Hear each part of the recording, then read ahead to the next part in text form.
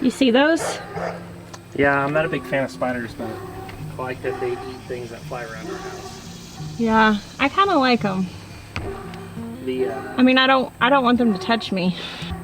Caught a wasp in the nest yesterday. We have these 2 orb weavers. One's right here, kind of off by the front door, and one is in front of the living room window. And they're massive.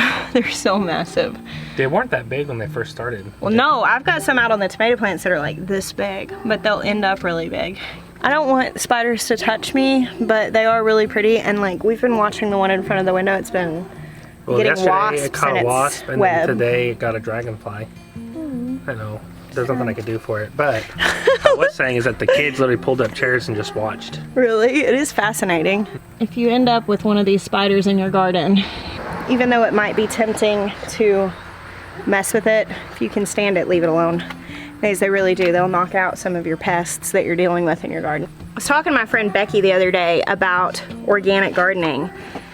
And we were just talking about how sometimes it's difficult whenever you're dealing with pests because it can feel overwhelming and really frustrating.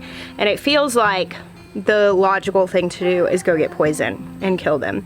But she said she was kind of like, this is her first year doing like a larger garden organically, and she was out there and she was getting really overwhelmed with everything. She was frustrated at these pests that she was dealing with, and all of a sudden she was sitting out there and this wasp like swooped down and like grabbed a squash bug and started to like destroy it. And she was like, whoa, this is so cool. And since then she's been watching and realizing how those relationships just are so prevalent in an organic garden. It's my favorite too, to see stuff like that. It's like the, what is that show you watch, that movie? With the war and the Spartans.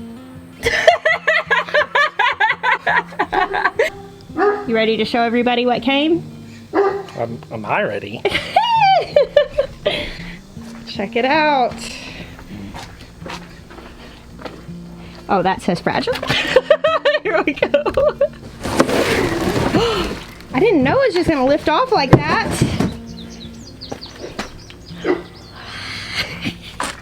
Look, guys. I only had to wait the last 11 weeks.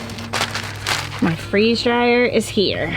In case you're new here, or if you missed it, our viewers, many of you, actually blessed us with this freeze dryer. It kind of was a joke, and on a live video, basically some people called Jeremiah out and said if he would eat a tomato, they would throw in on a freeze dryer, because it's something I've wanted for a really long time.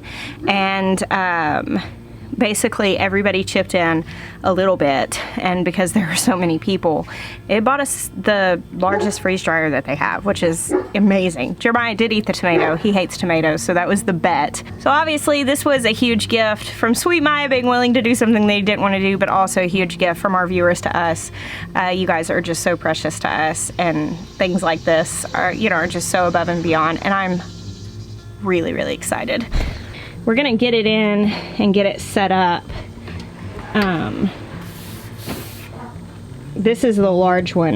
Obviously we have a big family, big garden, and so this holds 5 different trays. And this right here is the box that has all of the accessory things in it. I'll probably figure it out before I make just a whole lot of content with it, but I'll definitely be showing you guys some of the process of freeze drying stuff, because how cool is this? It's just really awesome. Oh, I came in where I could actually see the screen. It's so bright outside. So again, for those of you who made that possible, thank you so much. I know I'll keep saying that, and I keep saying it because I just can't believe it, but thank you. And thank you to you, Sweet Maya. Now the tomato's over, and we have an awesome freeze dryer. You're welcome.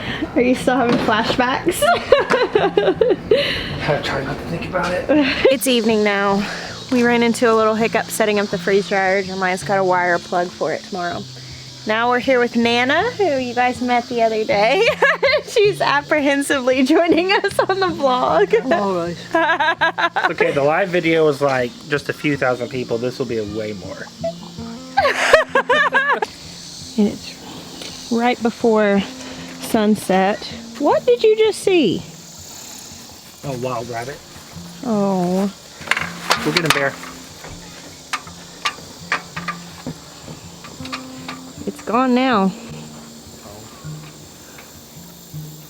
Oh, I don't want him to kill it. I mean, I don't guess I really want it eating in my garden. Look at this. You know what this is from? Squirrels. They've been stealing my sunflower seeds. So we've talked a little bit this week about how Jeremiah's Nana was here with us. Nana and Poppy are here visiting. They came in a week and a half ago for Noah's wedding, and they're staying here with us for a while. And we're really excited to have them. We introduced Nana on our live video, and y'all got to chat with her some. But they live in Florida now, but she's originally from Newfoundland. Go for it. Go for it. So Nana's gonna join us for a little walk this evening, right here before sunset. And I'm hoping she's gonna do some more vlogs with me this week. Okay. Well, Nana, she's excited about canning. Yeah. She's a professional canner. Oh. One thing Nana does not like is the spotlight. No. She says she's already been getting a bunch of messages from all of her friends back in Florida being like, I love seeing you in those videos. This is all because of you. No. You bought the first greenhouse. Yeah. You bought the first set of seeds. It's really... None of this could be here without you. I know, but Heck, I wouldn't be here without you. that's right. There you go. See? So we can call this the legacy garden. This is your legacy garden. This is. I can't believe it. It's just beautiful. Nana watches all of our videos. Yep. Here. I'm actually getting ready to tear out a lot of the stuff that's currently going on in the garden. A lot of this stuff is coming out. We are transitioning. I was looking up from the window this morning, and a lot of the trellises, the melon plants are dying back. The bean plants are drying up, and it is time to thoroughly transition the garden. It is a lot of work. Yeah, we can do it. Yep. Teamwork makes the dream work, right? A lot of the stuff is going to be torn out. My melon plants have died of sickness. My corn's dried up and harvested. Those are the Armenian. I got weeds taking over. This garden is a mess. These and cook with them. The bananas. Yeah, aren't they wild? I got that massive pot for us to put some of these bananas in and put them in the high tunnel, some of the smaller plants. Go stand next to those so people can see how tall they are. Jeremiah is 6'1" for reference. Pretty tall. Have you felt these leaves, Nana? Feel of them. They're great for cooking in. It's like using them for, yeah. You can wrap stuff in them. Yeah. And put them on the grill? Oh, Yeah, grill them or... Yeah, Jessica really got into the roses this year. Yeah, I like them a lot. Get it? Yes. There's one here too. Oh, look at this one. Oh, look at the size of that. Okay, now... There's your breakfast tomorrow. Now I'm colorful. You got your tomato sandwiches for tomorrow? Oh, look at it on the other side. Nana shares my appreciation for tomato sandwiches. We've been eating some good food since she's been here with Poppy. My tomatoes have lasted longer this year than they have in the past. This one's split from all that rain. Yeah. Yesterday we actually celebrated Nana and Poppy's 65th wedding anniversary, which was really special. Now today we celebrate 65 years in one day. And one day. That was 11 o'clock this morning. At 11 o'clock this morning. These squash plants sure are getting big.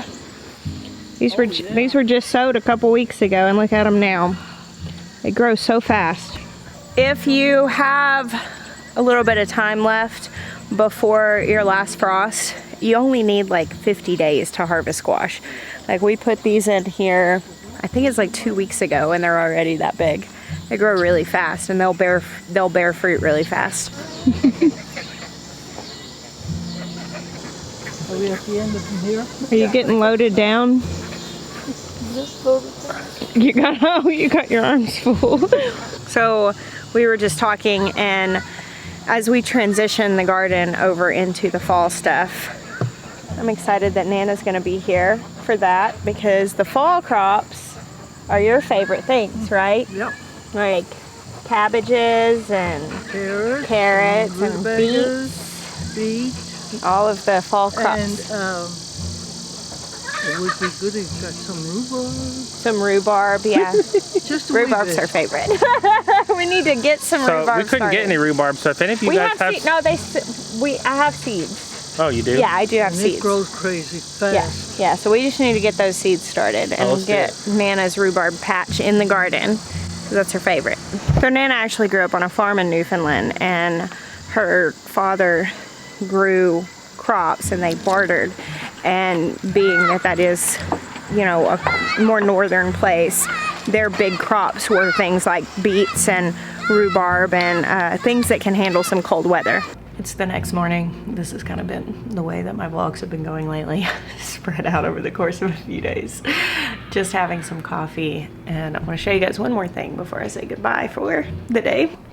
I'm gonna put Maya's bouquet on this vlog. Look at this. Isn't that so beautiful? Maya went out and picked this bouquet for Nana and put it on the table, and she's gonna paint it. Isn't that lovely? It's very beautiful. Well done, sweet Maya. Well, thank you guys for hanging out with us today. We bless you. Until next time.